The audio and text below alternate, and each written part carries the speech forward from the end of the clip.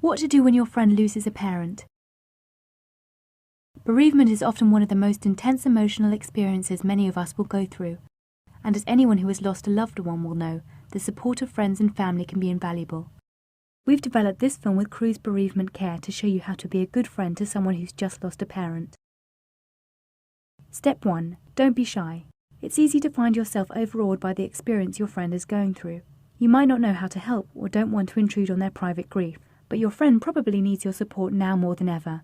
Make the first move by visiting or calling, or sending a note.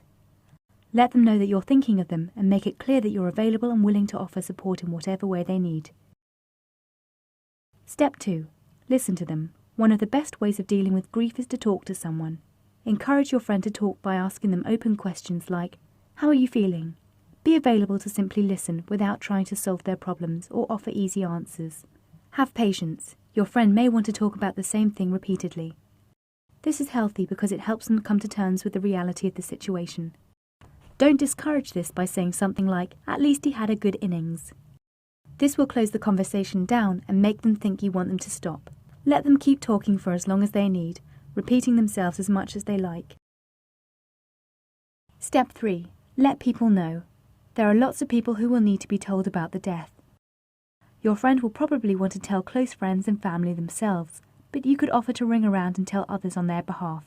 You will need to know when the funeral is going to take place and how people can contact your friend to offer their condolences.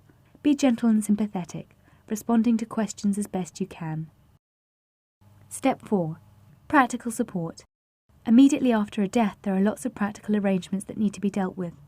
Legal procedures like registering the death can only be done by your friend, but you can offer emotional support by going with them. Step 5. For the funeral. When attending the funeral, dress smartly and plan to arrive early. It's traditionally respectful to wear black, although this is not compulsory. Some people specifically ask people not to wear black as they consider it too somber and out of character with their loved one. Find out from your friend if there are any special circumstances about the funeral. Take some tissues with you, even if you're not feeling particularly emotional. You can offer them to the people who are.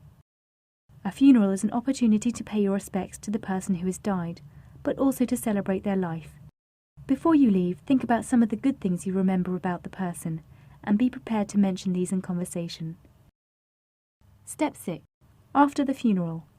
After the business of preparing for the funeral, the next few days may be some of the hardest for your friend. They may find themselves alone with their thoughts while others around them get on with normal life. Make a point of checking on your friend in this time, and continue to offer your support for as long as they need you. Step 7. Clearing the home.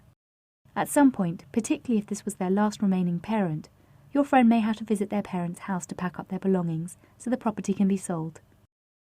This can be an emotional time and many find it very difficult, especially if the house was their childhood home.